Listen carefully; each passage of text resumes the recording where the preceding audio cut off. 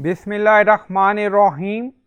Assalamu alaikum. My name is Hassan and today we are going to remove custom domain from Beehiiv. Before starting work, it's my request, please subscribe my channel. Thank you. Now back to our work. So we are in dashboard. On left side you see settings, so click on it. Now setting open. On left side you see multiple options and then you see publication, so click on it. In publication you see domain, so again click on it. And then you see verify domain section, so we are going to remove domain.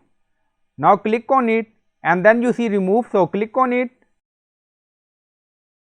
Now you see custom domain removed and then go to your hosting and in DNS section you can remove txt record. So in this way you can remove domain from your Beehiiv. So I hope you like this video. Please like, comment, share, subscribe. Thank you for watching.